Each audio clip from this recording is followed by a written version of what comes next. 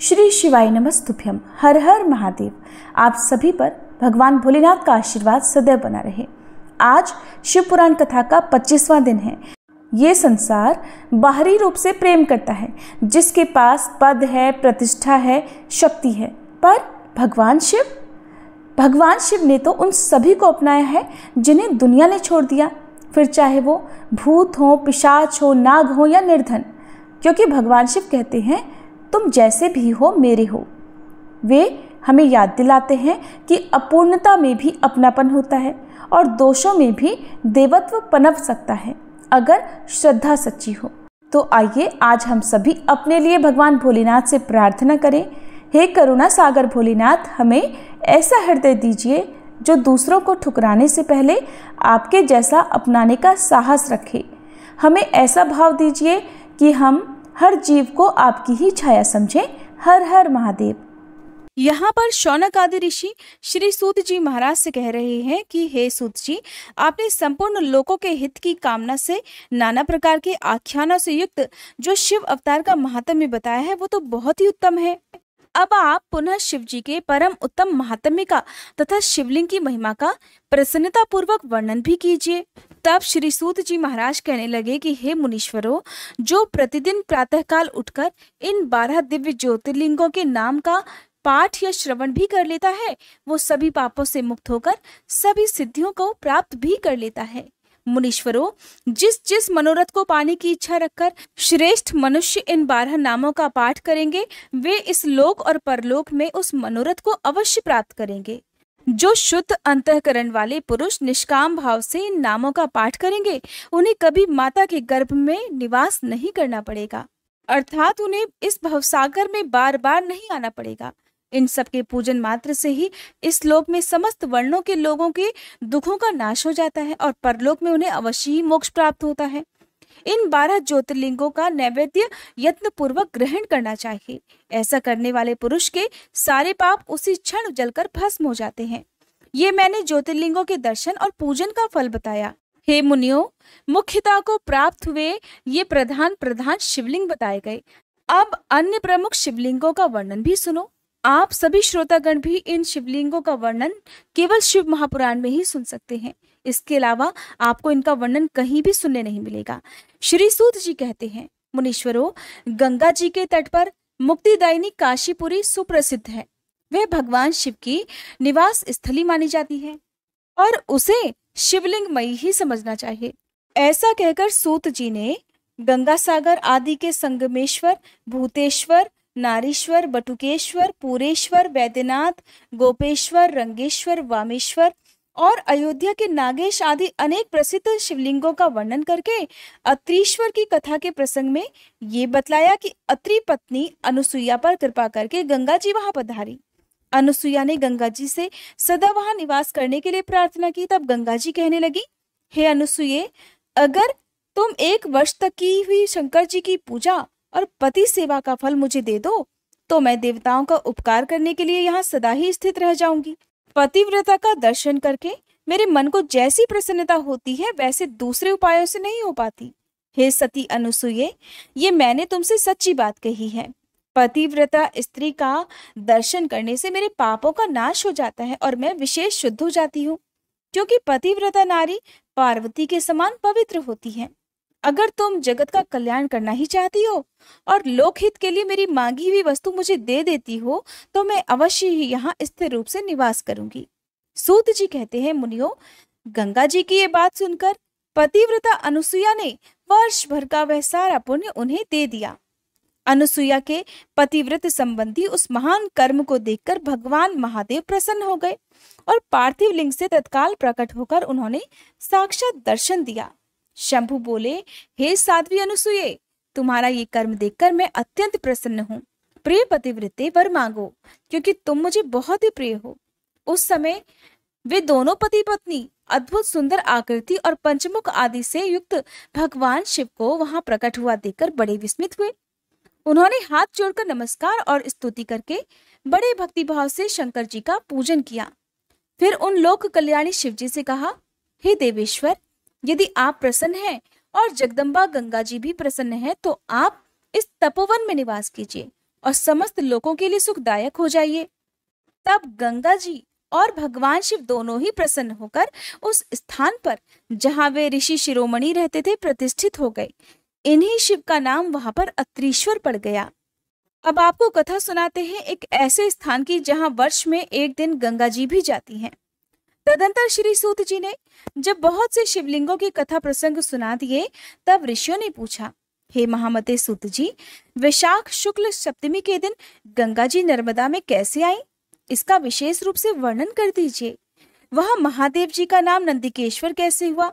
इस बात को भी प्रसन्नता पूर्वक बताइए।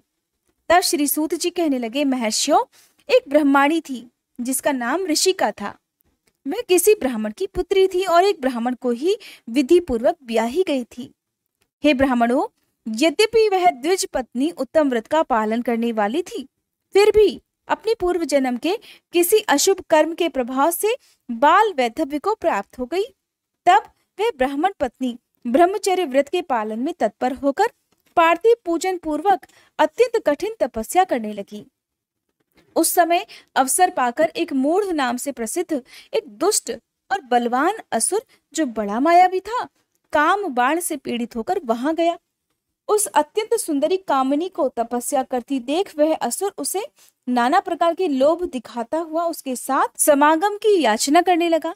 मुनीश्वरों, परंतु उत्तम व्रत का पालन करने और शिवजी के ध्यान में तत्पर रहने वाली वह साध्वी नारी काम भाव से उस पर दृष्टि नहीं डाल सकी।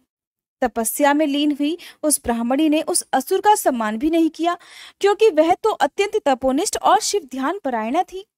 उस कृशांगी युवती से तिरस्कृत होकर उस दैत्यराज मूढ़ ने उसके ऊपर अपना क्रोध प्रकट कर दिया और फिर अपना विकराल रूप उसे दिखाया। इसके बाद उस दुष्टात्मा ने भयदायक दुर्वचन कहे और उस ब्राह्मण पत्नी को बारंबार त्रास देना शुरू कर दिया। उस समय वह उसके भय से थर्रा उठी और अनेक बार स्नेह पूर्वक शिव शिव की पुकार करने लगी। उस तनवंगी द्विज पत्नी ने भगवान शिव का पूर्णतः आश्रय ले रखा था। शिव जी का नाम जपने वाली वह नारी अत्यंत व्याकुल होकर अपने धर्म की रक्षा करने के लिए भगवान शंभु की ही शरण में गई। तब शरणागत की रक्षा, सदाचार की प्रतिष्ठा और उस ब्राह्मणी को आनंद प्रदान करने के लिए भगवान शिव वहां तत्काल प्रकट हो गए। भक्त वत्सल परमेश्वर शंकर ने उस काम विवल दैत्यराज मूढ़ को तत्काल भस्म कर दिया और ब्राह्मणी की ओर कृपा दृष्टि से देखकर भक्त की रक्षा करने के लिए दत्तचित होकर कहा, वर मांगो। महेश्वर का ये वचन सुनकर उस साध्वी ब्राह्मण पत्नी ने उनके उस आनंदजनक मंगलमय स्वरूप का दर्शन किया। फिर सबको सुख देने वाले परमेश्वर शंभु को प्रणाम करके शुद्ध अंतःकरण वाली उस साध्वी ने हाथ जोड़कर मस्तक झुकाकर उनकी स्तुति की। ऋषिका बोली, हे देवाधिदेव महादेव, हे शरणागत वत्सल, आप दीन बंधु हैं, भक्तों की सदा रक्षा करने वाले हैं। आपने मूढ़ नामक असुर से मेरे धर्म की रक्षा की है, क्योंकि आपके द्वारा ये दुष्ट असुर मारा गया। ऐसा करके आपने संपूर्ण जगत की रक्षा की है। अब आप मुझे अपने चरणों की परम उत्तम और अनन्य भक्ति प्रदान कीजिए। नाथ, यही मेरे लिए वर है, इससे अधिक और क्या हो सकता है। प्रभु, हे महेश्वर, मेरी दूसरी प्रार्थना भी सुन लीजिए। आप अन्य लोगों के उपकार के लिए यहाँ सदा स्थित रहिए। महादेव जी कहने लगे, हे ऋषिके, तुम सदाचारिणी और विशेषतः मुझ में भक्ति रहने वाली हो। तुमने मुझसे जो जो वर मांगे हैं वो सब मैंने तुम्हें दे दिए।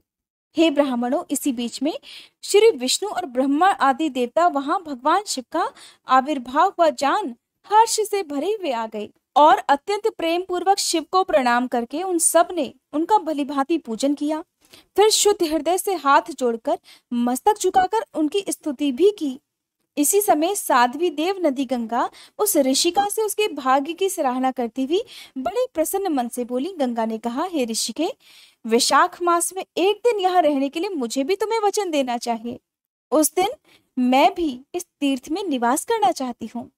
सूत जी कहते हैं, हे महर्षियों, गंगा जी की ये बात सुनकर उत्तम व्रत का पालन करने वाली सती साध्वी ऋषिका ने लोकहित के लिए प्रसन्नता पूर्वक कहा, बहुत अच्छा, ऐसा ही हो।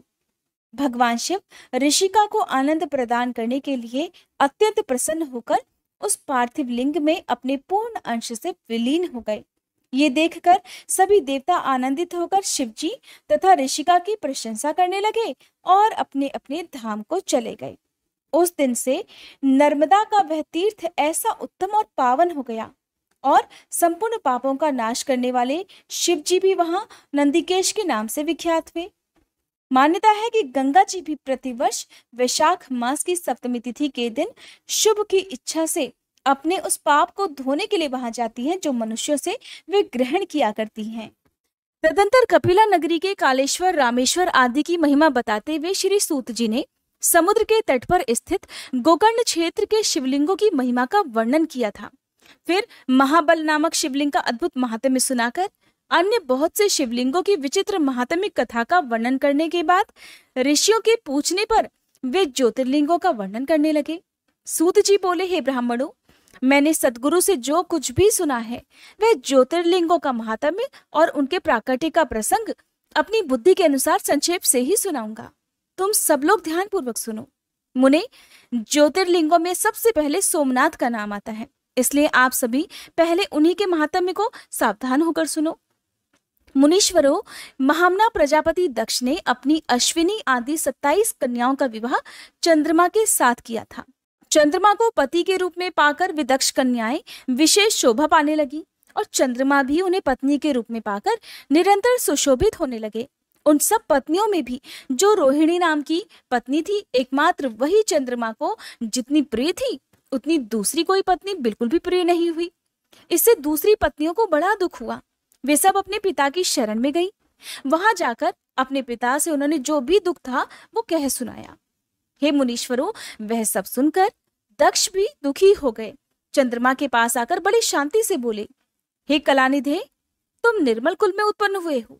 तुम्हारे आश्रय में रहने वाली जितनी भी स्त्रियां हैं उन सबके प्रति तुम्हारे मन में कम या अधिकता का भाव क्यों है? तुम किसी को अधिक और किसी को कम प्यार क्यों करते हो? अब तक जो किया सो किया, अब आगे फिर कभी ऐसा विषमतापूर्ण बर्ताव तुम्हें नहीं करना चाहिए, क्योंकि उसे नरक देने वाला बताया है। श्री सूत जी कहते हैं, महर्षियों, अपने दामाद चंद्रमा से स्वयं ऐसी प्रार्थना करके प्रजापति दक्ष घर को चले गए। उन्हें पूर्ण निश्चय हो गया कि अब फिर आगे से ऐसा नहीं होगा, पर चंद्रमा ने प्रबल भावी से विवश होकर उनकी बात नहीं मानी। वे रोहिणी में इतने आसक्त हो गए थे कि दूसरी किसी भी पत्नी का उन्होंने आदर ही नहीं किया। इस बात को सुनकर दक्ष प्रजापति दुखी होकर फिर स्वयं आकर चंद्रमा को उत्तम नीति से समझाने लगे और न्यायोचित बर्ताव के लिए प्रार्थना करने लगे। दक्ष बोले, चंद्रमा सुनो, मैं पहले भी अनेक बार तुमसे प्रार्थना कर चुका हूँ, फिर भी तुमने मेरी बात नहीं मानी, इसलिए आज मैं शाप देता हूँ कि तुम्हें क्षय रोग हो जाए। सूत जी कहते हैं, दक्ष के ऐसा कहते ही क्षण भर में ही चंद्रमा क्षय रोग से ग्रस्त हो गए। उनके क्षीण होते ही उस समय सभी ओर महान हाहाकार मच गया। सब देवता और ऋषि कहने लगे कि हाय हाय, अब क्या करना चाहिए? चंद्रमा कैसे ठीक होंगे? मुने, इस प्रकार दुख में पड़कर वे लोग विह्वल हो गए। चंद्रमा ने इंद्र आदि सभी देवताओं और ऋषियों को अपनी अवस्था सूचित की। तब इंद्र आदि देवता और वशिष्ठ आदि ऋषि ब्रह्मा जी की शरण में गए। उनकी बात सुनकर ब्रह्मा जी कहने लगे, देवताओं, जो हुआ सो हुआ, अब वह निश्चय ही पलट नहीं सकता, इसलिए उसके निवारण के लिए मैं तुम्हें एक उत्तम उपाय बताता हूँ, आदरपूर्वक सुनो। चंद्रमा देवताओं के साथ प्रभास नामक शुभ क्षेत्र में जाएं और वहां मृत्युंजय मंत्र का विधि पूर्वक अनुष्ठान करते हुए भगवान शिव की आराधना करें। अपने सामने शिवलिंग की स्थापना करके वहां चंद्रदेव नित्य तपस्या करें। इससे प्रसन्न होकर शिव जी उन्हें क्षय रहित कर देंगे। तब देवताओं तथा ऋषियों के कहने से ब्रह्मा जी की आज्ञा के अनुसार चंद्रमा ने वहां 6 महीने तक निरंतर तपस्या की। मृत्युंजय मंत्र से भगवान वृषभ ध्वज का पूजन किया। 10 करोड़ मंत्र का जप और मृत्युंजय का ध्यान करते हुए चंद्रमा वहां स्थिर चित्त होकर लगातार खड़े रहे। उन्हें तपस्या करते देख भक्त वत्सल भगवान शंकर प्रसन्न होकर उनके सामने प्रकट हो गए और अपने भक्त चंद्रमा से बोले, चंद्रदेव, तुम्हारा कल्याण हो। तुम्हारे मन में जो अभीष्ट हो वह वर मांग लो। मैं अति प्रसन्न हूँ और तुम्हें संपूर्ण उत्तम वर भी प्रदान अवश्य करूंगा। महादेव को प्रसन्न देखकर चंद्रमा बोले, हे देवेश्वर, अगर आप प्रसन्न हैं तो मेरे लिए क्या साध्य हो सकता है? फिर भी हे प्रभु, हे शंकर जी, आप मेरे शरीर के इस क्षय रोग का निवारण कर दीजिए। मुझसे जो अपराध बन गया हो उसे क्षमा कर दीजिए। शिवजी कहने लगे, चंद्रदेव, एक पक्ष में तुम्हारी कला प्रतिदिन क्षीण हो और दूसरे पक्ष में फिर वह निरंतर बढ़ती रहे। फिर चंद्रमा ने भी भक्तिभाव से भगवान शंकर की स्तुति की। इससे पहले निराकार होते हुए भी वे भगवान शिव फिर साकार हो गए। देवताओं पर प्रसन्न होकर उस क्षेत्र के महात्म्य को बढ़ाने और चंद्रमा के यश का विस्तार करने के लिए भगवान शंकर उन्हीं के नाम पर वहां सोमेश्वर कहलाए और सोमनाथ के नाम से तीनों लोकों में विख्यात हो गए। ब्राह्मणों, सोमनाथ का पूजन करने से वे उपासक के क्षय तथा कोढ़ आदि रोगों का नाश कर देते हैं। ये चंद्रमा धन्य है, कृतकृत्य है, जिनके नाम से तीनों लोकों के स्वामी साक्षात भगवान शंकर भूतल को पवित्र करते हुए प्रभास क्षेत्र में विद्यमान है। वहीं संपूर्ण देवताओं ने सोम कुंड की भी स्थापना की है, जिसमें शिवजी और ब्रह्मा जी का सदा निवास माना जाता है। चंद्रकुंड इस भूतल पर पाप नाशन तीर्थ के रूप में प्रसिद्ध है। जो मनुष्य उसमें स्नान करता है वह सब पापों से मुक्त हो जाता है। क्षय आदि जो असाध्य रोग होते हैं वे सब उस कुंड में 6 मास तक स्नान करने मात्र से ही नष्ट हो जाते हैं। मनुष्य जिस फल के उद्देश्य से उस उत्तम तीर्थ का सेवन या दर्शन करता है उस फल को सर्वथा प्राप्त कर लेता है, इसमें तनिक भी संशय नहीं। चंद्रमा निरोग होकर फिर अपना पुराना कार्य संभालने लगे। इस प्रकार हे मुनियों, मैंने सोमनाथ की उत्पत्ति का सारा प्रसंग सुना दिया। इसी तरह सोमेश्वर लिंग का प्रादुर्भाव हुआ है। जो मनुष्य सोमनाथ के प्रादुर्भाव की इस कथा को सुनता अथवा दूसरों को सुनाता है वह संपूर्ण अभीष्ट को पाता और सब पापों से मुक्त हो जाता है। सूत जी कहते हैं, हे महर्षियों, अब मैं मल्लिकार्जुन के प्रादुर्भाव का प्रसंग भी बताता हूँ, जिसे सुनकर बुद्धिमान पुरुष सभी पापों से मुक्त हो जाता है। जब महाबली तारक शत्रु शिवा पुत्र कुमार कार्तिकेय सारी पृथ्वी की परिक्रमा करके फिर कैलाश पर्वत पर आए और गणेश जी के विवाह आदि की बात सुनकर क्रौंच पर्वत पर गए, तब पार्वती जी और शिव जी के वहां जाकर अनुरोध करने पर भी नहीं लौटे और वहां से भी 12 कोस दूर नाराज होकर चले गए। तब शिव जी और पार्वती जी ज्योतिर्मय स्वरूप धारण कर वहां प्रतिष्ठित हो गए। वे दोनों पुत्र स्नेह से आतुर होकर पर्व के दिन अपने पुत्र कुमार को देखने के लिए उनके पास जाया करते हैं। अमावस्या के दिन भगवान शंकर स्वयं वहां जाते हैं और पूर्णमासी के दिन देवी पार्वती भी निश्चय ही वहां पदार्पण करती हैं। उसी दिन से लेकर भगवान शिव का मल्लिकार्जुन नामक एक लिंग तीनों लोकों में प्रसिद्ध हो गया। उसमें देवी पार्वती और शिव जी दोनों की ज्योतियां प्रतिष्ठित हैं। मल्लिका का अर्थ पार्वती है और अर्जुन शब्द शिव जी का वाचक है।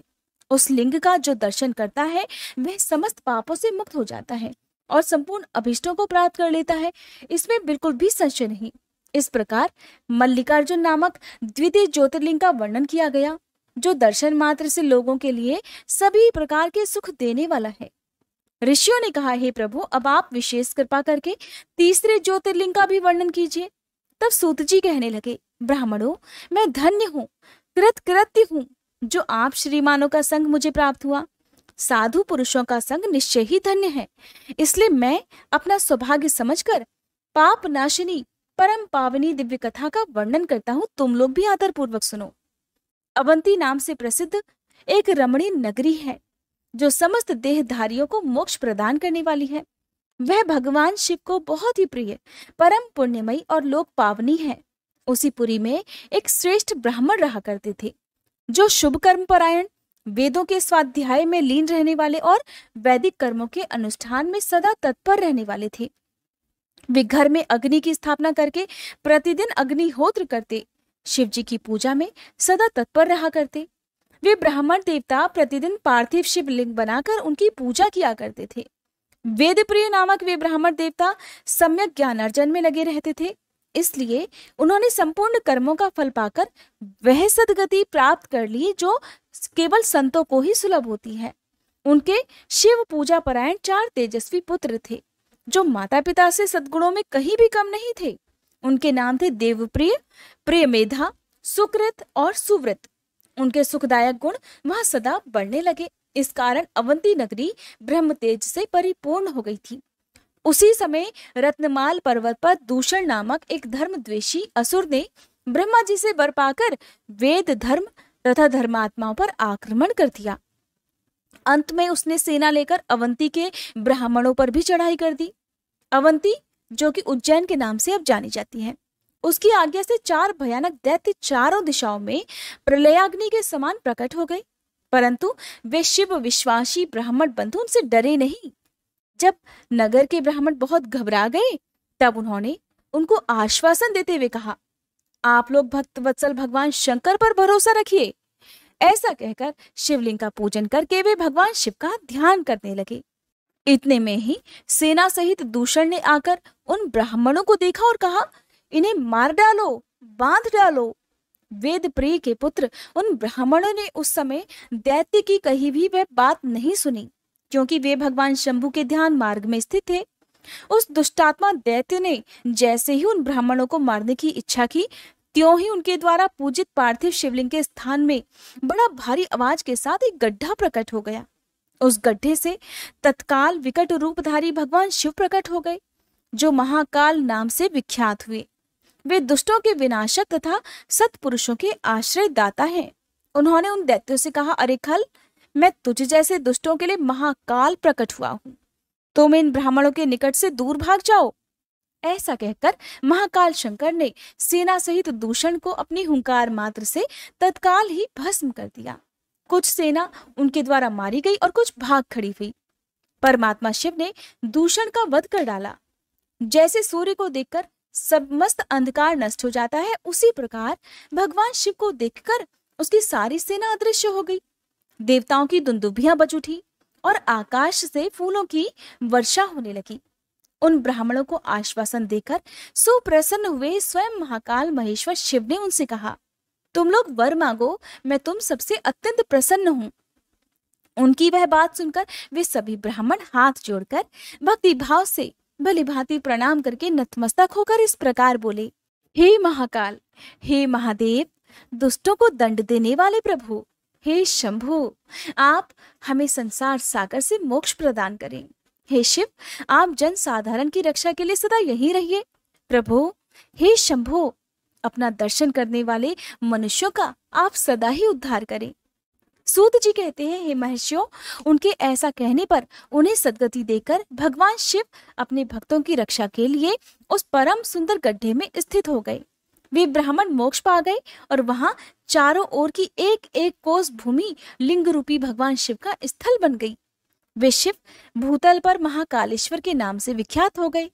हे ब्राह्मणों, उनका दर्शन करने से स्वप्न में भी कोई दुख नहीं होता।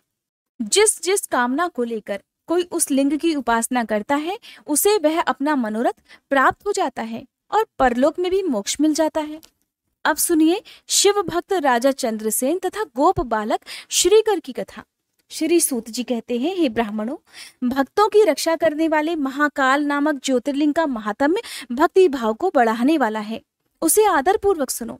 उज्जैनी में चंद्रसेन नामक एक महान राजा थे, जो सभी शास्त्रों के तत्वज्ञ, शिव भक्त और जितेंद्री थे। शिव जी के पार्षदों में प्रधान तथा सर्वलोक वंदित मणिभद्र जी राजा चंद्रसेन के सखा हो गए थे। एक समय उन्होंने राजा पर प्रसन्न होकर उन्हें चिंतामणि नामक महामणि प्रदान की, जो कौस्तुभ मणि तथा सूर्य के समान दैदीप्यमान थी। वह देखने, सुनने अथवा ध्यान करने पर भी मनुष्यों का निश्चय ही मंगल प्रदान करती थी।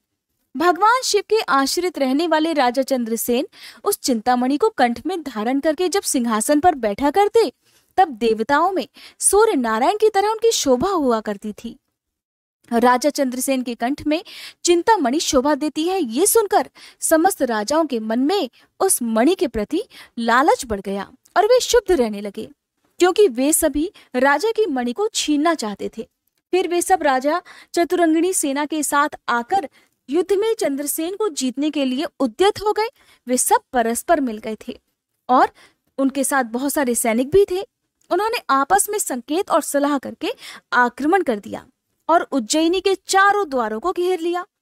अपनी पुरी को संपूर्ण राजाओं द्वारा घिरी हुई देखकर राजा चंद्रसेन उन्हीं भगवान महाकालेश्वर की शरण में गए और मन को संदेह रहित करके दृढ़ निश्चय के साथ उपवास पूर्वक दिन रात अनन्य भाव से महाकाल की आराधना करने लगे। उन्हीं दिनों उस श्रेष्ठ नगर में कोई ग्वालिन रहा करती थी, जिसके एकमात्र पुत्र था। वे विधवा थी और उज्जैनी में बहुत दिनों से रहा करती थी। वह अपने 5 वर्ष के बालक को लिए हुए महाकाल के मंदिर में गई। उसने राजा चंद्रसेन द्वारा की गई महाकाल की पूजा का आदर पूर्वक दर्शन किया। राजा के शिव पूजन का वह आश्चर्यमय उत्सव देखकर उसने भगवान को प्रणाम किया और फिर अपने निवास स्थान को लौट आई। ग्वालिन के उस बालक ने भी वह सारी पूजा देखी थी, इसलिए घर आने पर उसने कौतूहलवश शिव जी की पूजा करने का विचार किया। एक सुंदर पत्थर लाकर उसे अपने शिविर से दूर ही दूसरे शिविर के एकांत स्थान में रख दिया और उसी को शिवलिंग मान लिया। फिर उस बालक ने भक्ति पूर्वक कृत्रिम गंध, अलंकार, वस्त्र, धूप, दीप और अक्षत आदि द्रव्य जुटाकर उनके द्वारा पूजन करके मनः कल्पित दिव्य नैवेद्य भी अर्पित कर दिए। जैसे कि आमतौर पर छोटे बच्चे किया करते हैं। छोटे बच्चे जब बड़ों को कुछ भी पूजा पाठ करते देखते हैं तो वो अपने नन्हे नन्हे हाथों से अपने मन से जिस तरह भी पूजा करना चाहते हैं वो कर लेते हैं। तो सुंदर सुंदर पत्तों और फूलों से बारंबार पूजन करके तरह तरह से उस बालक ने नृत्य भी किया और बारंबार भगवान के चरणों में अपना मस्तक भी झुकाया। इसी समय ग्वालिन ने भगवान शिव में आसक्त चित्त हुए अपने पुत्र को बड़े प्यार से भोजन के लिए बुलाया, परंतु उस बालक का मन तो भगवान शिव की पूजा में लगा हुआ था। इसलिए जब बार बार बुलाने पर भी उस बालक को भोजन करने की इच्छा नहीं हुई, तब उसकी माँ स्वयं उसके पास गई और उसे शिवजी के आगे आंख बंद करके ध्यान लगाए बैठा देख उसका हाथ पकड़कर खींचने लगी। इतने पर भी जब वह बालक नहीं उठा, तब उसने क्रोध में आकर उसे खूब पीटा। खींचने और मारने पीटने पर भी जब उसका पुत्र नहीं आया, तब उसने वह शिवलिंग उठाकर दूर फेंक दिया और उस पर चढ़ाई हुई सारी पूजा सामग्री भी नष्ट कर दी। ये देखकर वह नन्हा बालक हाय हाय कहकर रो उठा। क्रोध में भरी हुई वह ग्वालिन अपने बेटे को डांट फटकार कर फिर से घर में चली गई। भगवान शिव की पूजा को माता के द्वारा नष्ट की गई देख वह बालक देव देव महादेव की पुकार करते हुए सहसा मूर्छित होकर गिर पड़ा। उसके नेत्रों से आंसू की धारा बहने लगी। 2 घड़ी बाद जब उसे होश आया, तब उसने आंख खोली। आंख खुलने पर उस बालक ने देखा कि उसका वही शिविर भगवान शिव के अनुग्रह से तत्काल महाकाल का सुंदर मंदिर बन गया है। मणियों के चमकीले खंभे उसकी शोभा बढ़ा रहे थे। वहां की भूमि स्फटिक मणि से जड़ दी गई थी। तपाए हुए सोने के बहुत से विचित्र कलश उस शिवालय को सुशोभित करते थे। उसके विशाल द्वार, कपाट और प्रधान द्वार स्वर्णमय दिखाई देते थे। वहां बहुमूल्य नीलमणि और हीरे के बने हुए चबूतरे शोभा दे रहे थे। उस शिवालय के मध्य भाग में दयानिधान शंकर का रत्नमय लिंग प्रतिष्ठित था। ग्वालिन के उस पुत्र ने देखा कि उस शिवलिंग पर उसकी अपनी ही चढ़ाई हुई पूजन सामग्री भी सुसज्जित है, जिसे उसकी माता ने फेंक दिया था। ये सब देखकर वह बालक सहसा उठकर खड़ा हो गया। उसे मन ही मन बड़ा आश्चर्य हुआ। फिर वह परमानंद के समुद्र में निमग्न सा हो गया। फिर भगवान शिव की स्तुति करके उसने बारंबार उनके चरणों में अपना शीश झुकाया। सूर्यास्त होने के बाद वह गोप बालक शिवालय से बाहर निकला। बाहर आकर उसने अपने शिविर को देखा।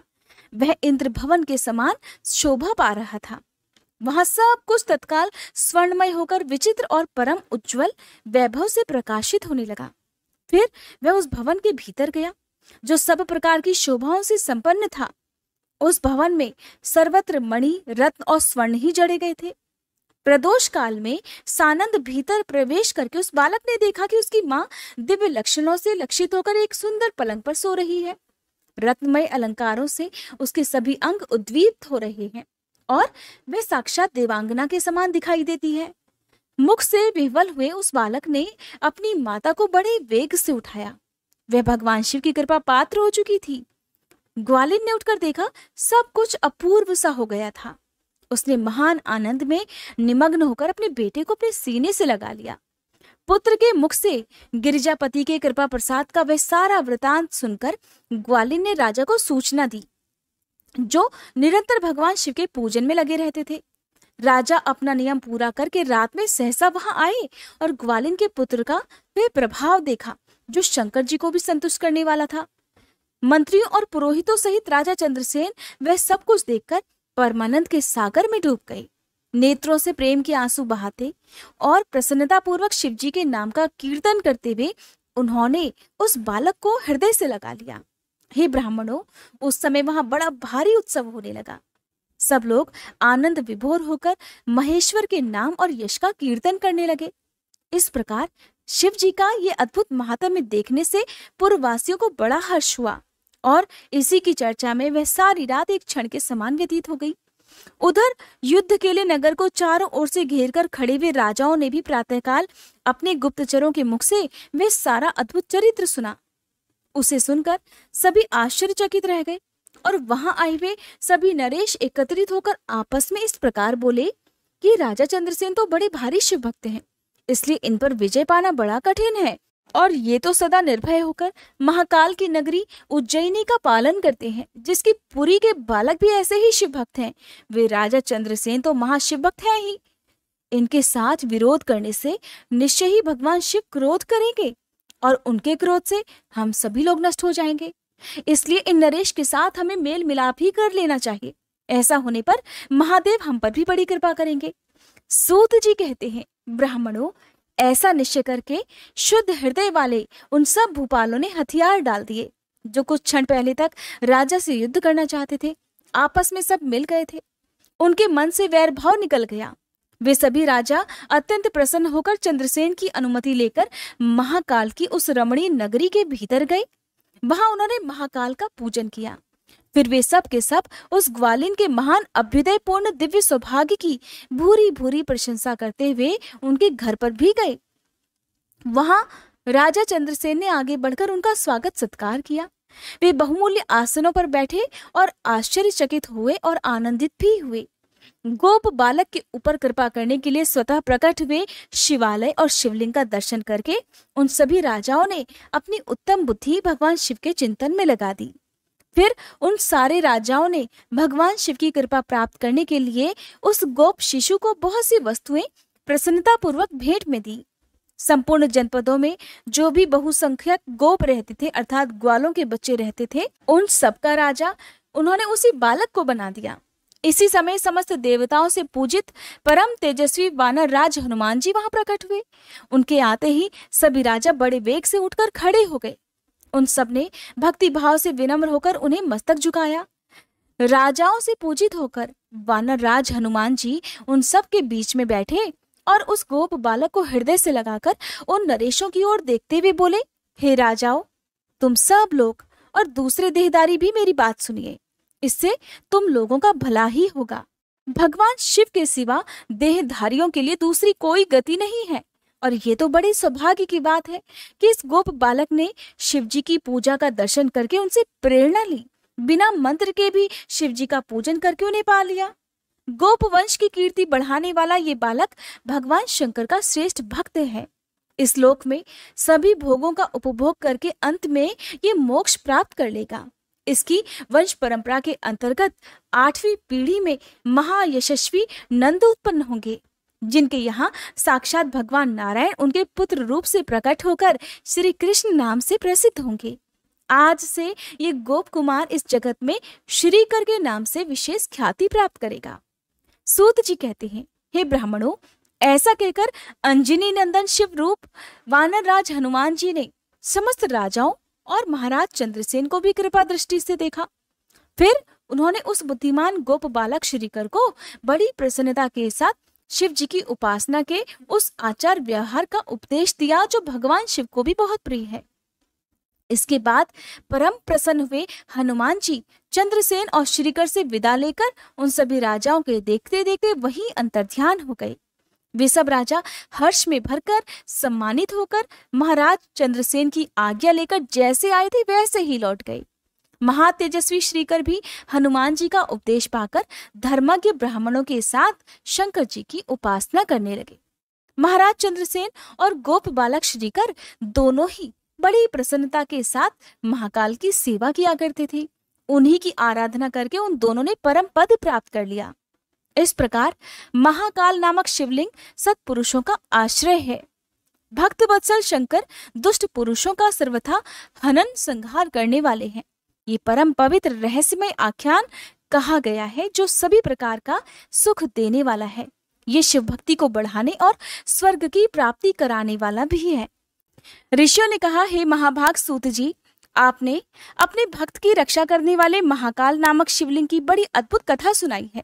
अब कृपा करके चौथे शिवलिंग का परिचय भी दीजिए। ओंकार तीर्थ में सर्वपातकहारी परमेश्वर का जो ज्योतिर्लिंग है, उसकी आविर्भाव की कथा भी सुनाइए। तब सूत जी महाराज बोले, हे महर्षियों, ओंकार तीर्थ में परमेश संज्ञक ज्योतिर्लिंग जिस प्रकार प्रकट हुआ है वह बतलाता हूँ, प्रेम से सुनो। एक समय की बात है, भगवान नारद मुनि गोकर्ण नामक शिवजी के समीप जाकर बड़ी भक्ति के साथ उनकी सेवा करने लगे। कुछ समय के बाद वे मुनिश्रेष्ठ वहां से गिरिराज विंध्य पर आए और विंध्य ने वहां बड़े आदर के साथ उनका पूजन किया। मेरे यहाँ सब कुछ है, किसी बात की कोई कमी नहीं होती है। इस भाव को मन में लेकर विंध्याचल नारद जी के सामने खड़ा हो गया। उसकी वह अभिमान भरी बात सुनकर अहंकार नाशक नारद मुनि लंबी सांस खींचकर चुपचाप खड़े रह गए। उन्हें देख विंध्य पर्वत ने पूछा, हे महर्षि, आपने मेरे यहाँ कौन सी कमी देखी है? आपके इस तरह लंबी सांस खींचने का कारण क्या है? तो नारद जी कहने लगे, नारायण नारायण, भैया तुम्हारे यहाँ तो सब कुछ है, फिर भी मेरू पर्वत तुमसे बहुत ऊंचा है। उसके शिखरों का विभाग देवताओं के लोकों में भी जा पहुंचा है, किंतु तुम्हारे शिखर का भाग वहां कभी नहीं पहुंच सका। सूत जी कहते हैं, ऐसा कहकर नारद जी वहां से जिस तरह आए थे उसी तरह चल दिए, परंतु विंध्य पर्वत मेरे जीवन आदि को धिक्कार है, ऐसा सोचता हुआ मन ही मन संतप्त हो उठा। अच्छा, अब मैं भगवान विश्वनाथ शंभु की आराधना पूर्वक तपस्या करूंगा। ऐसा दृढ़ निश्चय करके वह भगवान शंकर की शरण में गया। फिर जहां साक्षात ओंकार की स्थिति है, वहां प्रसन्नता पूर्वक जाकर उसने शिवजी की पार्थिव मूर्ति बनाई और 6 मास तक निरंतर शंभु की आराधना करके उनके ध्यान में तत्पर होकर वह अपनी तपस्या के स्थान से हिला तक नहीं। विंध्याचल की ऐसी तपस्या देखकर पार्वतीपति प्रसन्न हो गए। उन्होंने विंध्याचल को अपना वह स्वरूप दिखाया जो योगियों के लिए भी दुर्लभ है। वे प्रसन्न होकर उस समय उससे बोले, हे विंध्य, तुम मनोवांछित वर मांगो, मैं तो भक्तों को अभीष्ट वर देने वाला हूँ और इस समय तुम्हारी तपस्या से अत्यंत प्रसन्न हूँ। विंध्य बोला, हे देवेश्वर शंभो, आप सदा ही भक्तवत्सल हैं। अगर आप मुझ पर प्रसन्न हैं तो मुझे वह अभीष्ट बुद्धि प्रदान कर दीजिए जो अपने कार्य को सिद्ध करने वाली हो। भगवान शंभु तो बड़े दयालु हैं। उन्होंने उसे वह उत्तम वर दे दिया और कहने लगे, पर्वतराज विंध्य, तुम जैसा चाहो वैसा करो। इसी समय देवता तथा निर्मल अंतःकरण वाले ऋषि वहां आए और शंकर जी की पूजा करके बोले, हे प्रभु, आप यहाँ स्थिर रूप से निवास कीजिए। देवताओं की और ऋषि की ये बात सुनकर परमेश्वर शिव प्रसन्न हो गए और लोगों को सुख देने के लिए उन्होंने सहर्ष वैसा ही किया। वहां जो एक ही ओंकार लिंग था वह 2 रूपों में विभक्त हो गया। प्रणव में जो सदाशिव थे वो ओंकार नाम से विख्यात हो गए और पार्थिव मूर्ति में जो शिव ज्योति प्रतिष्ठित हुई उसकी परमेश्वर संज्ञा हुई, अर्थात परमेश्वर को ही अमलेश्वर भी कहते हैं। इस प्रकार ओंकार और परमेश्वर ये दोनों शिवलिंग भक्तों को अभीष्ट फल प्रदान करने वाले हैं। उस समय देवताओं और ऋषियों ने उन दोनों लिंगों की पूजा की और भगवान वृषभध्वज को संतुष्ट करके अनेक वर भी प्राप्त किए। फिर देवता अपने अपने स्थान को चले गए और विंध्याचल भी अधिक प्रसन्नता का अनुभव करने लगा। उसने अपने अभीष्ट कार्य को सिद्ध किया और मानसिक परिताप को त्याग दिया। जो भी पुरुष इस प्रकार भगवान शंकर का पूजन करता है वह बार बार जीवन मरण के बंधन में नहीं बनता, अर्थात वह माता के गर्भ में फिर नहीं आता और अपने अभीष्ट फल को प्राप्त कर लेता है, इसमें तनिक भी संशय नहीं। सूत जी कहते हैं, महर्षियों, ओंकार में जो ज्योतिर्लिंग प्रकट हुआ और उसकी आराधना से जो फल मिलता है वह सब तो मैंने तुम्हें बता दिया। इसके बाद मैं उत्तम केदार नामक ज्योतिर्लिंग का वर्णन करूंगा। सूत जी कहते हैं, हे ब्राह्मणों, भगवान विष्णु के जो नर नारायण नामक 2 अवतार हैं और भारतवर्ष के बद्रिकाश्रम तीर्थ में तपस्या करते हैं, उन दोनों ने पार्थिव शिवलिंग बनाकर उसमें स्थित होकर पूजा ग्रहण करने के लिए भगवान शंभु से प्रार्थना की। शिवजी भक्तों के अधीन होने के कारण प्रतिदिन उनके बनाए हुए पार्थिव लिंग में पूजित होने के लिए आया करते थे। जब उन दोनों के पार्थिव पूजन करते बहुत दिन बीत गए, तब एक समय परमेश्वर शिव ने प्रसन्न होकर कहा, मैं तुम्हारी आराधना से अत्यंत संतुष्ट हूँ, इसलिए तुम मुझसे कोई वर मांगो। उस समय उनके ऐसा कहने पर नर और नारायण ने लोगों के हित की कामना से कहा, देवेश्वर, अगर आप प्रसन्न हैं और यदि मुझे वर देना चाहते हैं तो अपने स्वरूप से पूजा ग्रहण करने के लिए आप यहीं पर सदा के लिए स्थित हो जाइए। उन दोनों बंधुओं के इस प्रकार अनुरोध करने पर कल्याणकारी महेश्वर हिमालय के उस केदार तीर्थ में स्वयं ज्योतिर्लिंग के रूप में स्थित हो गए। उन दोनों से पूजित होकर सभी दुखों और भय का नाश करने वाले शंभु लोगों का उपकार करने और भक्तों को दर्शन देने के लिए स्वयं केदारेश्वर के नाम से प्रसिद्ध होकर वहां रहते हैं। वे दर्शन और पूजन करने वाले भक्तों को सदा अभीष्ट वस्तु प्रदान करते हैं। उसी दिन से लेकर जिसने भी भक्ति भाव से केदारेश्वर का पूजन किया, उसके लिए स्वप्न में भी दुख दुर्लभ हो गया। जो भगवान शिव का प्रिय भक्त वहां शिवलिंग के निकट शिव के रूप से अंकित वलय अर्थात कंकड़ या कड़ा चढ़ाता है, वह उस वलय युक्त स्वरूप का दर्शन करके समस्त पापों से मुक्त हो जाता है, साथ ही जीवन मुक्त भी हो जाता है। जो बद्रीवन की यात्रा करता है उसे भी जीवन मुक्ति प्राप्त होती है। नर और नारायण के तथा केदारेश्वर शिव के रूप का दर्शन करके मनुष्य मोक्ष का भागी बन जाता है, इसमें संशय नहीं है। केदारेश्वर में भक्ति रखने वाले जो पुरुष वहां की यात्रा आरंभ करके उनके पास तक पहुंचने के पहले मार्ग में ही मर जाते हैं, वे भी मोक्ष पा जाते हैं।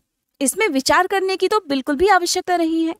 केदार तीर्थ में पहुंचकर वहां प्रेम पूर्वक केदारेश्वर की पूजा करके वहां का जल पी लेने के बाद मनुष्य का फिर जन्म दोबारा नहीं होता। हे ब्राह्मणों, इस भारतवर्ष में संपूर्ण जीवों को भक्ति भाव से भगवान नर नारायण की तथा केदारेश्वर शंभु की पूजा अवश्य ही करनी चाहिए। अब मैं भीम शंकर नामक ज्योतिर्लिंग का महात्म्य कहूंगा, ध्यानपूर्वक सुनो। कामरूप देश में लोकहित की कामना से साक्षात भगवान शंकर ज्योतिर्लिंग के रूप में प्रकट हुए थे। उनका वह स्वरूप कल्याण और सुख का आश्रय है। हे ब्राह्मणों, पूर्व काल में एक महापराक्रमी राक्षस हुआ था जिसका नाम भीम था। वह सदा धर्म का विध्वंस करता, समस्त प्राणियों को दुख दिया करता था। वह महाबली राक्षस कुंभकर्ण के वीर्य और कर्कटी के गर्भ से उत्पन्न हुआ था। अपनी माता के साथ सही पर्वत पर निवास किया करता था। एक दिन समस्त लोगों को दुख देने वाले भयानक पराक्रमी दुष्ट भीम ने अपनी माता से पूछा, माँ, मेरे पिताजी कहाँ हैं और तुम अकेली क्यों रहती हो? मैं ये सब कुछ जानना चाहता हूँ, इसलिए सब कुछ सच सच बताओ। कर्कटी कहने लगी, बेटा, रावण के छोटे भाई कुंभकर्ण तेरे पिता थे। भाई सहित उस महाबली वीर को श्री राम ने मार डाला। मेरे पिता का नाम कर्कट और माता का नाम पुष्कसी था और मेरे पति को पूर्व काल में राम ने मार डाला। अपने प्रिय स्वामी के मारे जाने पर मैं अपने माता पिता के पास रहती थी। एक दिन मेरे माता पिता अगस्त्य मुनि के शिष्य सुतीक्ष्ण को अपना आहार बनाने के लिए गए। वे बड़े तपस्वी और महात्मा थे। उन्होंने कुपित होकर मेरे माता पिता को भस्म कर डाला। वे दोनों तो मर गए। तब से मैं अकेली होकर बड़े दुख के साथ इस पर्वत पर रहने लगी। अब मेरा कोई सहारा भी नहीं रह गया। मैं तो असहाय और दुख से आतुर होकर यहाँ निवास करती थी। इसी समय महान बल पराक्रम से संपन्न राक्षस कुंभकर्ण, जो रावण के छोटे भाई थे, यहाँ आए। उन्होंने बलात् मेरे साथ समागम किया। फिर वे मुझे छोड़कर लंका चले गए। तब तुम्हारा जन्म हुआ। मेरे पति का नाम विराध था, जिसे राम ने मार डाला था। फिर जब तुम्हारा जन्म हुआ तब तुम भी पिता के समान ही महान बलवान और पराक्रमी हो गए। अब मैं तुम्हारा ही सहारा लेकर यहाँ समय बिता रही हूँ। सूत जी कहते हैं, हे ब्राह्मणों, कर्कटी की यह बात सुनकर भयानक पराक्रमी भीम कुपित होकर यह विचार करने लगा कि मैं विष्णु के साथ कैसा बर्ताव करूं। इन्होंने मेरे पिता को मार डाला।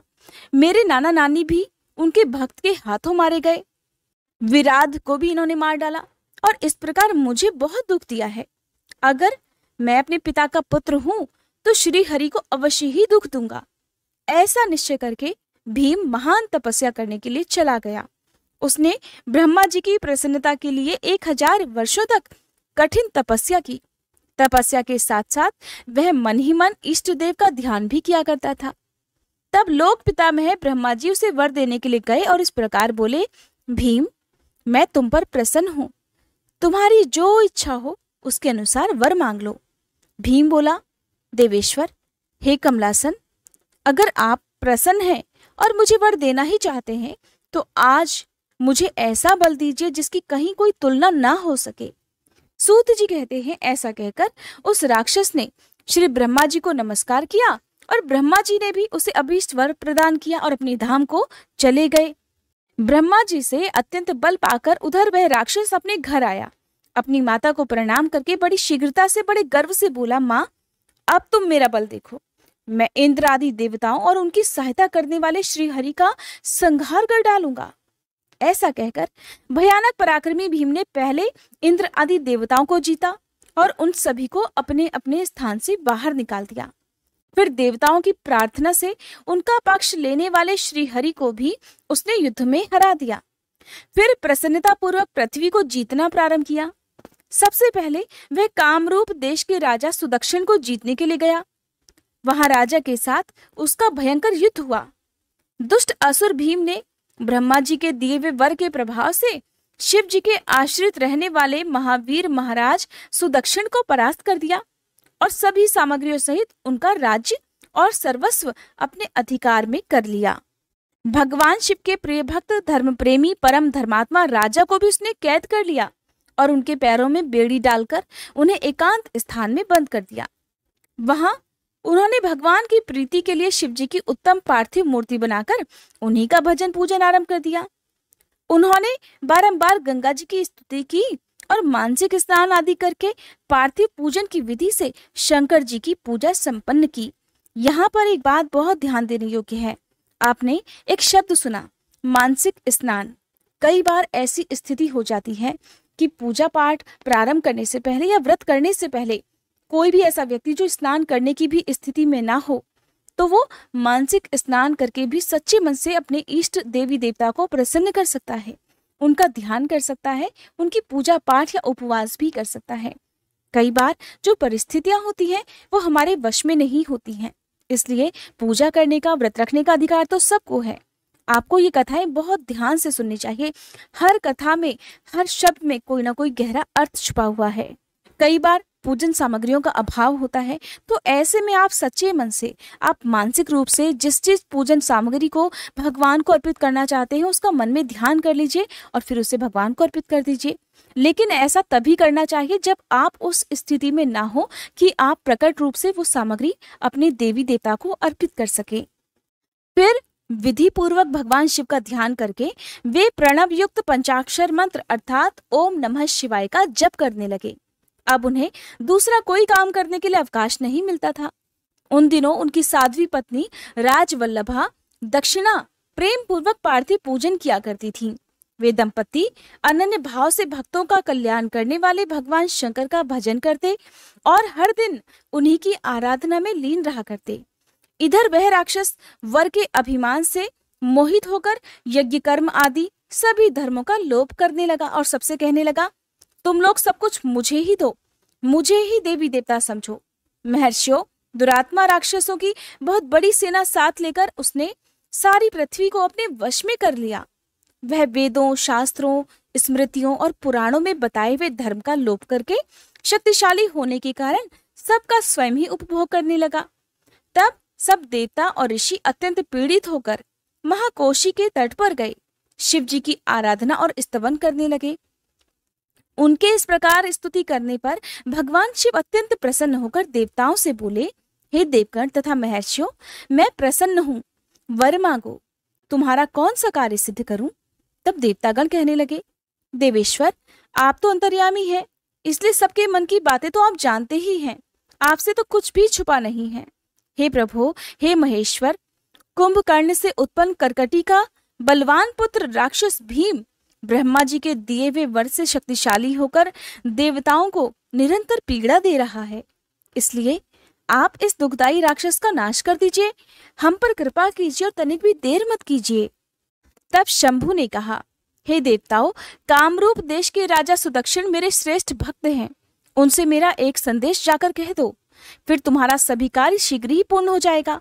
उनसे कहना, कामरूप देश के अधिपति महाराज सुदक्षिण, हे प्रभु, तुम मेरे विशेष भक्त हो, इसलिए प्रेम पूर्वक मेरा भजन करो। दुष्ट राक्षस भीम ब्रह्मा जी का वर पाकर प्रबल हो गया है, इसलिए उसने तुम्हारा तिरस्कार किया है, परंतु अब मैं उस दुष्ट को मार डालूंगा, इसमें संदेह नहीं है। सूत जी कहते हैं, हे ब्राह्मणों, तब उन सभी देवताओं ने प्रसन्नता पूर्वक वहां जाकर उन महाराज से शंभु की कही हुई सारी बातें कह सुना दी। उनसे वह संदेश कहकर देवताओं और महर्षियों को बड़ा आनंद हुआ। वे सब के सब शीघ्र ही अपने अपने आश्रम को चले गए। इधर भगवान शिव भी अपने गणों के साथ लोकहित की कामना से अपने भक्त की रक्षा करने के लिए सादर उसके निकट गए और गुप्त रूप से वहीं ठहर गए।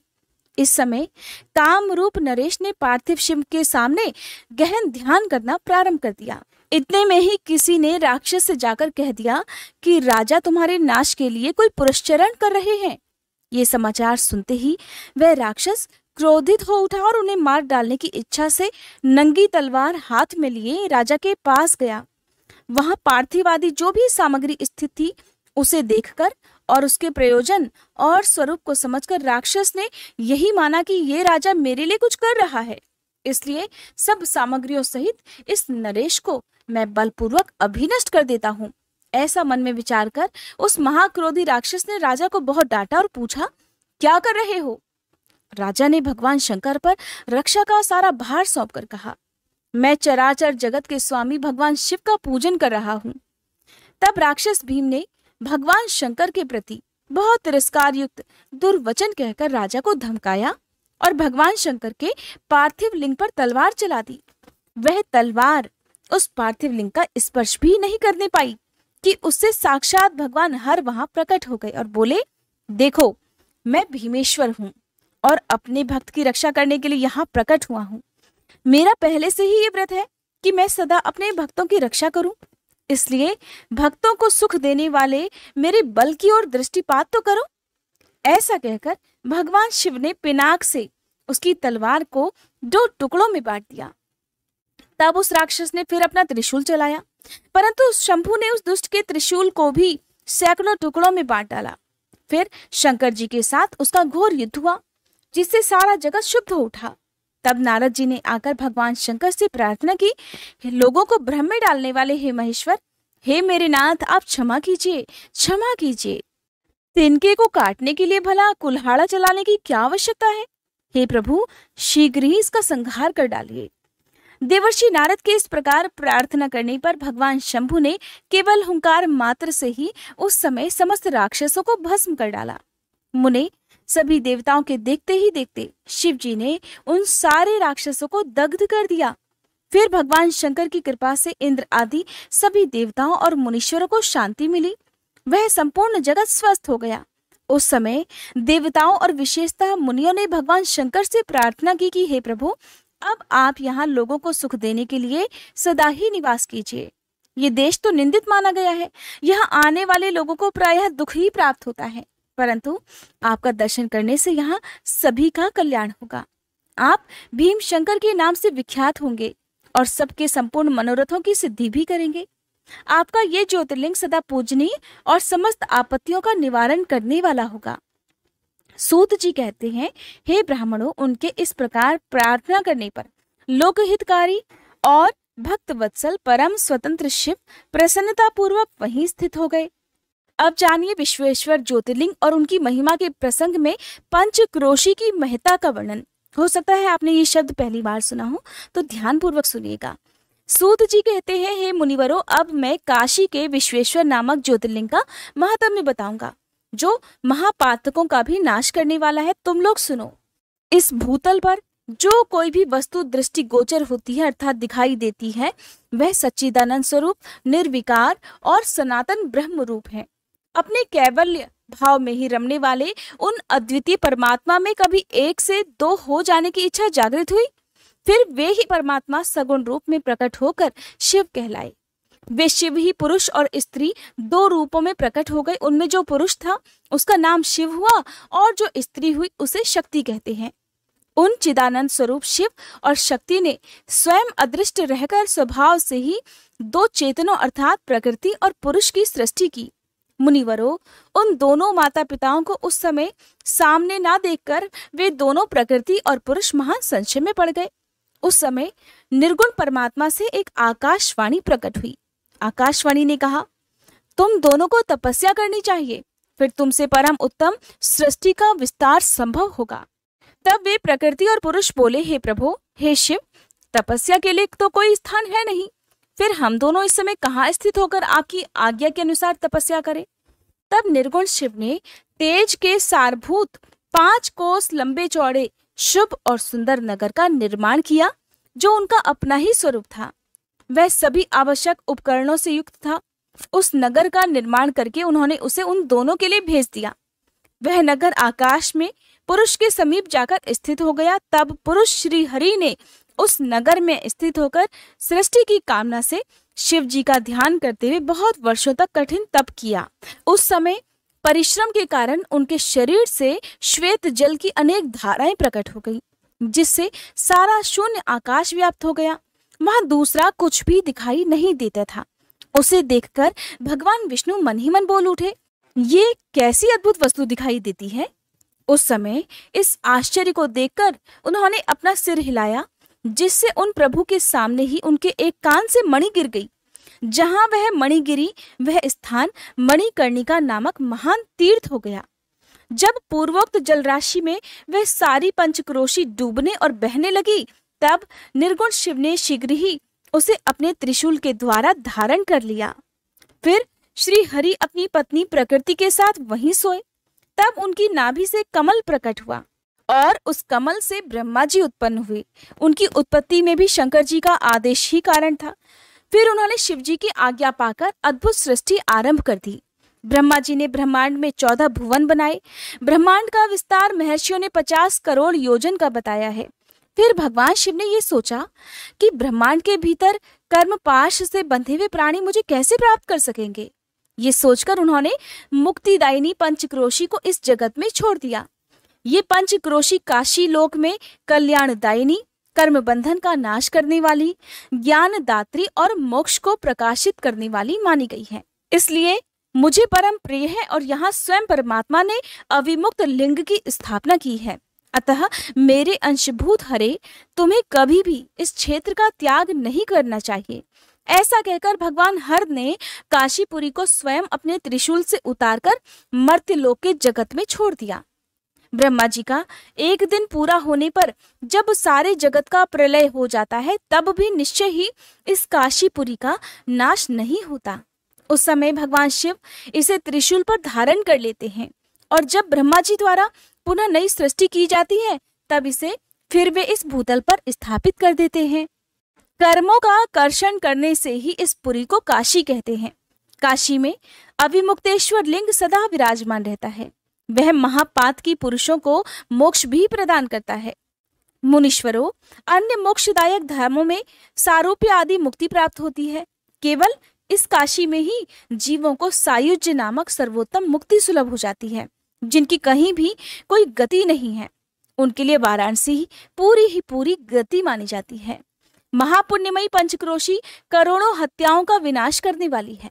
यहाँ समस्त अमरगण भी मरने की इच्छा रखते हैं। फिर दूसरों की तो भला बात ही क्या है। ये शंकर जी की प्रिय नगरी काशी सदा भोग और मोक्ष प्रदान करने वाली है। कैलाशपति, जो भीतर से सत्वगुणी और बाहर से तमोगुणी कहे गए हैं, कालाग्नि रुद्र के नाम से विख्यात हैं। वे निर्गुण होते हुए भी सगुण रूप में प्रकट हुए शिव ही हैं। उन्होंने बारंबार प्रणाम करके निर्गुण शिव से इस प्रकार कहा, हे विश्वनाथ महेश्वर, मैं आपका ही हूँ, इसमें कोई संशय नहीं। हे महादेव, मुझ पर कृपा कीजिए। जगतपते, लोकहित की कामना से आपको सदा यहीं पर रहना चाहिए। हे जगन्नाथ, मैं आपसे प्रार्थना करता हूँ, आप यहीं रहकर जीवों का उद्धार कीजिए। सूत जी कहते हैं, फिर इस प्रकार मन और इंद्रियों को वश में रखने वाले अविमुक्त ने भी शंकर जी से बारंबार प्रार्थना करके नेत्रों से आंसू बहाते हुए बड़ी प्रसन्नता के साथ उनसे कहा, काल रूपी रोग के सुंदर औषध देवाधिदेव महादेव, आप वास्तव में तीनों लोकों के स्वामी और ब्रह्मा और विष्णु आदि के द्वारा भी सेवनीय हैं। हे देव, काशीपुरी को आप अपनी राजधानी स्वीकार कर लीजिए। मैं अचिंत्य सुख की प्राप्ति के लिए यहाँ सदा आपका ध्यान लगाए स्थिर भाव से बैठा रहूंगा। आप ही मुक्ति देने वाले और संपूर्ण कामनाओं के पूरक हैं, दूसरा कोई नहीं।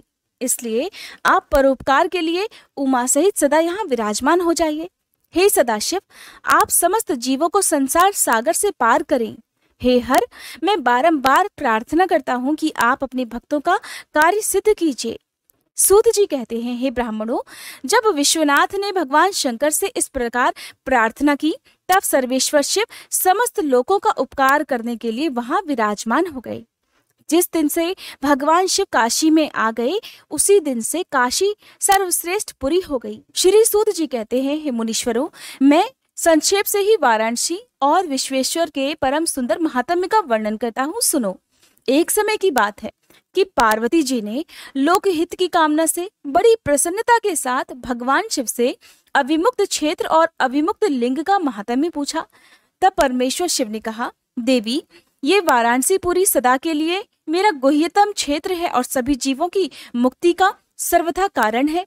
महेश्वरी, वाराणसीपुरी में निवास करना मुझे सदा ही अच्छा लगता है। जिस कारण से मैं सब कुछ छोड़कर काशी में रहता हूँ, उसे बताता हूँ, सुनो। जो मेरा भक्त तथा मेरे तत्व का ज्ञानी है, वे दोनों अवश्य ही मोक्ष के भागी बन जाते हैं। उनके लिए तीर्थ की तो अपेक्षा ही नहीं। विहित और अविहित दोनों प्रकार के कर्म उनके लिए समान होते हैं। उन्हें जीवन मुक्ति ही समझना चाहिए। वे दोनों कहीं भी मरे, तुरंत ही मोक्ष प्राप्त कर लेते हैं। ये मैंने निश्चित बात कही है। हे देवी, इस परम उत्तम अविमुक्त तीर्थों में जो विशेष बात है, उसे तुम मन लगाकर सुनो। सभी वर्ण और समस्त आश्रमों के लोग, चाहे वे बालक, जवान या बूढ़े कोई भी क्यों ना हो, अगर इस पुरी में अर्थात वाराणसी में आकर मर जाएं तो मुक्त हो ही जाते हैं। इसमें कोई संशय नहीं। स्त्री अपवित्र हो या पवित्र, कुमारी हो या विवाहिता, विधवा हो या बंध्या, रजस्वला, प्रसूता, संस्कारहीना अथवा ऐसी वैसी कैसी भी क्यों ना हो, अगर इस क्षेत्र में मरे तो अवश्य ही मोक्ष की भागिनी हो जाती है। इसमें भी कोई संदेह नहीं। स्वेदज, अंडज, उद्भिज और जरायुज प्राणी जैसे यहाँ मरने पर मोक्ष पाता है, वैसा और कहीं नहीं पाता। देवी, यहाँ मरने वाले के लिए ना ज्ञान की अपेक्षा है, ना भक्ति की, ना कर्म की आवश्यकता है, ना दान की, ना कभी संस्कृति की अपेक्षा है और ना धर्म की ही। यहाँ नाम कीर्तन, पूजन और उत्तम जाति की भी अपेक्षा नहीं होती। जो मनुष्य मेरे इस मोक्षदायक क्षेत्र में निवास करता है, वह चाहे जैसे मरे, उसके लिए मोक्ष की प्राप्ति सुनिश्चित है। प्रिय, मेरा यह दिव्यपुर गुह्य से भी गुह्यतर है। ब्रह्मादि देवता भी इसके महात्म्य को नहीं जानते। इस काशीपुरी में शिव भक्तों द्वारा अनेक शिवलिंग स्थापित किए गए हैं। हे पार्वती, वे संपूर्ण अभीष्टों को देने वाले और मोक्षदायक हैं। चारों दिशाओं में 5-5 कोस फैला हुआ ये क्षेत्र अविमुक्त कहा गया है। ये सब ओर से मोक्षदायक है। जीव को मृत्यु काल में ये क्षेत्र उपलब्ध हो जाए तो उसे अवश्य ही मोक्ष की प्राप्ति होती है। अगर निष्पाप मनुष्य काशी में आकर मरे तो उसे तत्काल ही मोक्ष मिल जाता है, और जो पापी मनुष्य मरता है वह काय व्यूहों को प्राप्त होता है। उसे पहले यातना का अनुभव करके ही पीछे मोक्ष की प्राप्ति होती है, लेकिन मोक्ष मिलता जरूर है। हे देवी, जो इस अविमुक्त क्षेत्र में पाप करता है, वह हजारों वर्षों तक भैरवी यातना पाकर पाप का फल भोगने के पश्चात ही मोक्ष पाता है। देवी, जब शुभ और अशुभ दोनों ही कर्म नाश हो जाते हैं, तब जीव को सच्चा मोक्ष प्राप्त होता है। अगर किसी ने अपने पूर्व जन्म में आदर पूर्वक काशी का दर्शन किया है, तभी उसे इस जन्म में काशी में पहुंचकर मृत्यु की गति प्राप्त हो जाती है। जो मनुष्य काशी जाकर गंगा जी में स्नान करता है, उसके क्रियमाण और संचित कर्म का नाश हो जाता है, परंतु प्रारब्ध कर्म भोगे बिना नष्ट नहीं होता, ये निश्चित बात है। अर्थात जो जैसे कर्म करता है उसे उसका फल अवश्य ही भोगना होता है। जिसकी काशी में मुक्ति हो जाती है, उसके प्रारब्ध कर्म का भी क्षय हो जाता है। प्रिय, जिसने एक ब्राह्मण को भी काशी वास करवाया है, वह स्वयं भी काशी वास का अवसर पाकर मोक्ष लाभ करता है। अब सुनिए त्र्यंबकेश्वर ज्योतिर्लिंग के बारे में। सूत जी कहते हैं, मुनिवरों सुनो, मैंने सदगुरु व्यास जी के मुख से जैसी सुनी है, उसी रूप में एक पाप नाशक कथा तुम्हें सुना रहा हूँ। पूर्व काल की बात है। गौतम नाम से विख्यात एक श्रेष्ठ ऋषि रहा करते थे, जिनकी परम धार्मिक पत्नी का नाम अहिल्या था। दक्षिण दिशा में जो ब्रह्मगिरी है वही उन्होंने 10,000 वर्षों तक तपस्या की थी। उत्तम व्रत का पालन करने वाले हे महर्षियों, एक समय वहां 100 वर्षों तक बड़ा भयानक अकाल हो गया। सब लोग महान दुख में पड़ गए। इस भूतल पर कहीं गीला पत्ता भी नहीं दिखाई देता था। फिर जीवों का आधारभूत जल भला कहाँ से दिखाई देता? उस समय मुनि, मनुष्य, पशु, पक्षी और मृग सभी वहां से 10 दिशाओं को चले गए। तब गौतम ऋषि ने 6 महीने तक कठिन तपस्या करके वरुण देव को प्रसन्न किया। वरुण देव ने प्रकट होकर वर मांगने को कहा। ऋषि ने वर्षा के लिए प्रार्थना की। तब वरुण देव कहने लगे कि देवताओं के विधान के विरुद्ध वर्षा ना करके मैं तुम्हारी इच्छा के अनुसार तुम्हें सदा अक्षय रहने वाला जल देता हूँ। तुम एक गड्ढा तैयार करो। उनके ऐसा कहने पर गौतम ऋषि ने एक हाथ गहरा गड्ढा खोदा और वरुण देव ने उसे दिव्य जल के द्वारा भर दिया। फिर परोपकार से सुशोभित होने वाले मुनिश्रेष्ठ गौतम से कहा कि हे महामुने, कभी क्षीण ना होने वाला यह जल तुम्हारे लिए तीर्थ रूप होगा और पृथ्वी पर तुम्हारे ही नाम से इसकी ख्याति होगी। यहाँ किए हुए दान, होम, तप, देव पूजन और पितरों का श्राद्ध सभी अक्षय होंगे।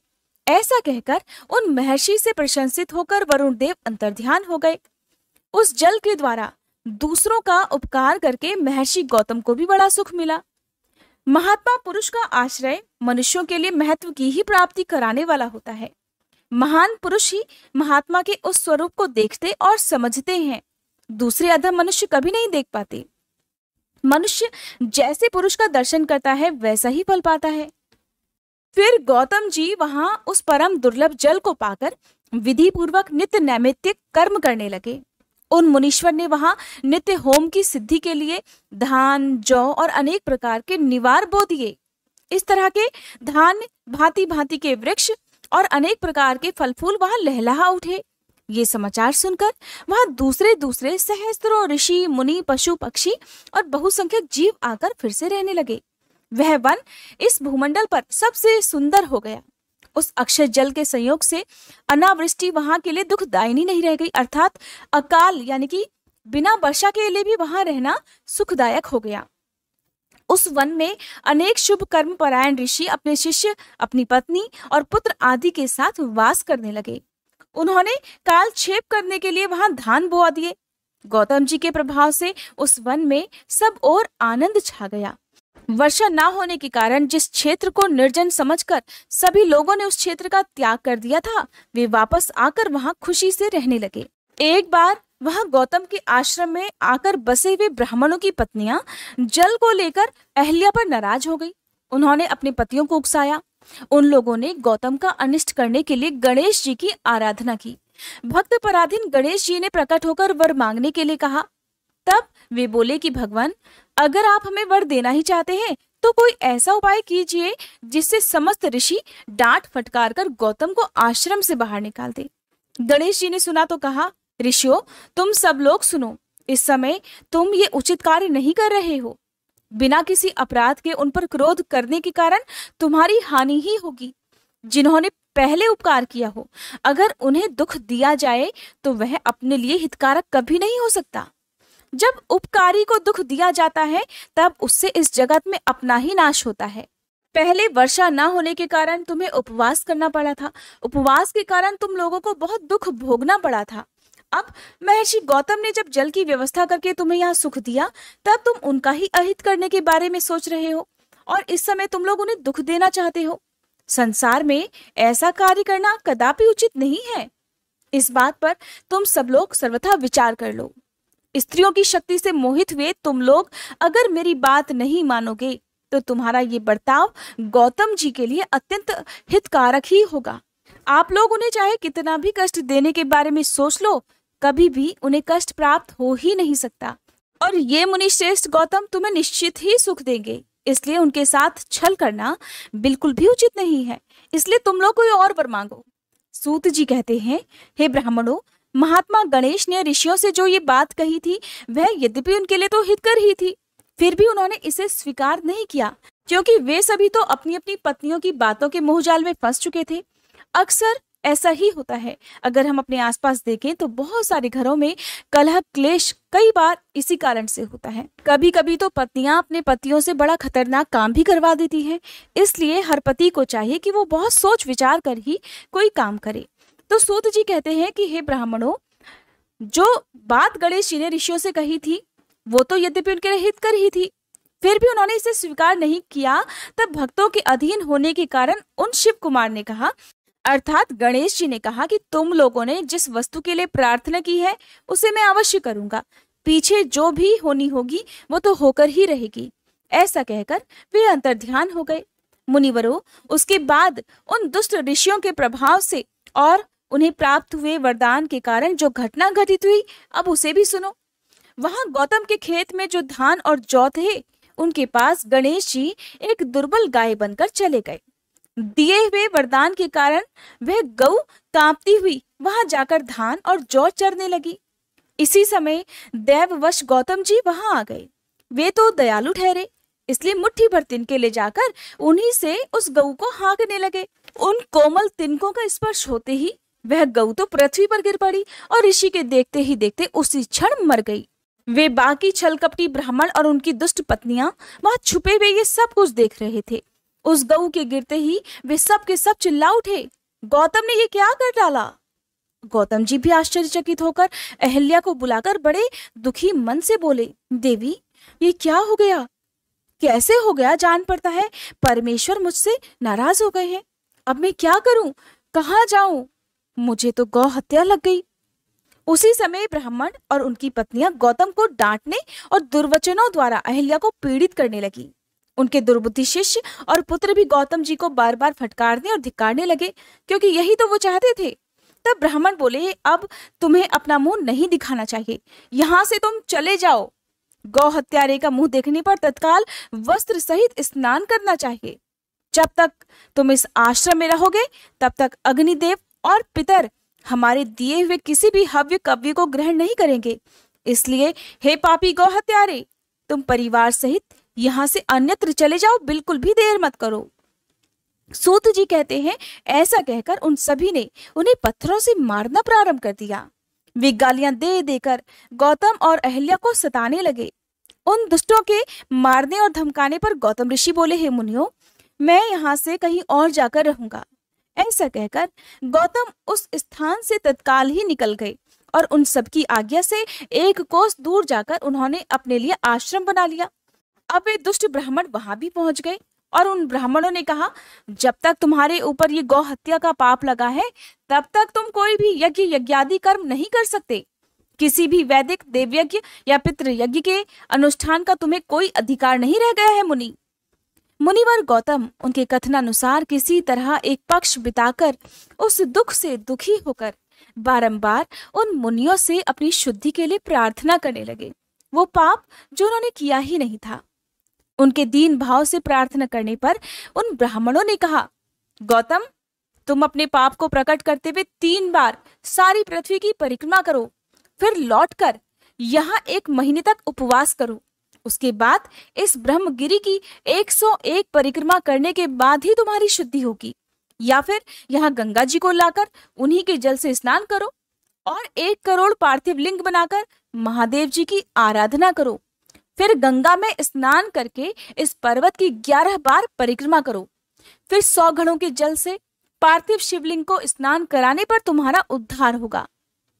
उन ऋषियों के इस प्रकार कहने पर गौतम ऋषि ने बहुत अच्छा कहकर उनकी बात मान ली। वे बोले, मुनिवरों, मैं आप श्रीमानों की आज्ञा से यह पार्थिव पूजन और ब्रह्मगिरि की परिक्रमा अवश्य करूंगा। ऐसा कहकर मुनिश्रेष्ठ गौतम ने उस पर्वत की परिक्रमा करने के बाद पार्थिव लिंगों का निर्माण करके उनका पूजन किया। साध्वी अहिल्या ने भी उनके साथ रहकर वह सब कुछ किया। उस समय शिष्य प्रशिष्य उन दोनों की सेवा किया करते थे। सूत जी कहते हैं, पत्नी सहित गौतम ऋषि के इस प्रकार आराधना करने पर संतुष्ट हुए भगवान शिव वह शिवा और प्रमथ गणों के साथ प्रकट हो गए। फिर प्रसन्न हुए कृपा निधान शंकर जी ने कहा, महामुने, मैं तुम्हारी उत्तम भक्ति से अत्यंत प्रसन्न हूँ, तुम कोई वर मांगो। उस समय महात्मा शंभु के सुंदर रूप को देखकर आनंदित हुए गौतम जी ने भक्ति भाव से शंकर जी को प्रणाम करके उनकी स्तुति की। लंबी स्तुति और प्रणाम करके दोनों हाथ जोड़कर वे उनके सामने खड़े हो गए और बोले, हे देव, मुझे निष्पाप कर दीजिए। भगवान शिव ने कहा, मुने, तुम धन्य हो, कृत कृत्य हो और सदा ही निष्पाप हो। इन दुष्टों ने तो तुम्हारे साथ छल किया है। जगत के लोग तुम्हारे दर्शन से पाप रहित हो जाते हैं, फिर सदा मेरी भक्ति में तत्पर रहने वाले तुम क्या पापी हो? मुने, जिन दुरात्मा ने तुम पर अत्याचार किया है वे ही पापी, दुराचारी और हत्यारे हैं। उनके दर्शन करने से दूसरे लोग तो पापी खुद ही हो जाएंगे। वे सब के सब कृतघ्न हैं, उनका कभी उद्धार नहीं हो सकता। महादेव जी की ये बात सुनकर महर्षि गौतम मन ही मन बड़े विस्मित हुए। उन्होंने भक्ति पूर्वक शिव जी को प्रणाम करके हाथ जोड़कर फिर से इस प्रकार कहा, हे महेश्वर, उन ऋषियों ने तो मेरा बहुत बड़ा उपकार किया है। अगर उन्होंने मेरे साथ ये बर्ताव ना किया होता तो मुझे भला आपके दर्शन कैसे होते? धन्य है वे महर्षि जिन्होंने मेरे लिए परम कल्याणकारी कार्य किया है। उनके इस दुराचार से ही मेरा महान स्वार्थ सिद्ध हो सका है। गौतम जी की ये बात सुनकर महेश्वर बड़े प्रसन्न हुए।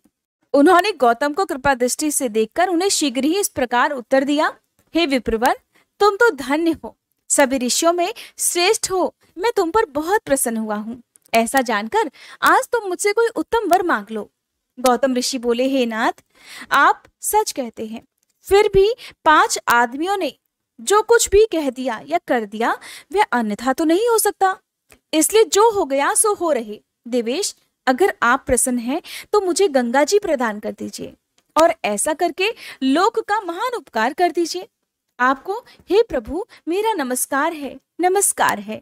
ऐसा कहकर गौतम जी ने देवेश्वर भगवान शिव के दोनों चरण पकड़ लिए, लोकहित की कामना से उन्हें नमस्कार किया। तब शंकर जी ने पृथ्वी और स्वर्ग के सारभूत जल को निकालकर, जिसे उन्होंने पहले से ही रख छोड़ा था, और विवाह में ब्रह्मा जी के दिए हुए जल में से जो कुछ भी शेष रह गया था वह सब भक्त वत्सल शंभु ने उन गौतम मुनि को दे दिया। उस समय गंगा जी का जल परम सुंदर स्त्री का रूप धारण करके वहां खड़ा हुआ। तब मुनिवर गौतम ने उन गंगा जी की स्तुति करके उन्हें नमस्कार किया। गौतम बोले, गंगे, तुम धन्य हो, कृतकृत्य हो। तुमने संपूर्ण भुवन को पवित्र किया है, इसलिए निश्चित रूप से नरक में गिरते हुए मुझ गौतम को भी पवित्र कर दो। फिर शिवजी ने गंगा जी से कहा, देवी, तुम इन मुनि को पवित्र करो और तुरंत वापस ना जाकर वैवस्वत मनु के 28वें कलयुग तक वहीं रहो। गंगा जी ने कहा, महेश्वर, यदि मेरा महात्म्य सभी नदियों से अधिक हो और अंबिका तथा गणों के साथ आप भी यही रहें, तभी मैं इस धरातल पर रहूंगी। गंगा जी की ये बात सुनकर भगवान शिव बोले, गंगे, तुम धन्य हो, मेरी बात सुनो। मैं तुमसे अलग नहीं हूं, फिर भी मैं तुम्हारे कहे अनुसार यही स्थित रहूंगा, तुम भी स्थित हो जाओ। अपने स्वामी परमेश्वर शिव की ये बात सुनकर गंगा जी ने मन ही मन प्रसन्न होकर उनकी भूरी भूरी प्रशंसा की। इसी समय देवता, प्राचीन ऋषि, अनेक उत्तम तीर्थ और नाना प्रकार के क्षेत्र वहीं आ पहुंचे।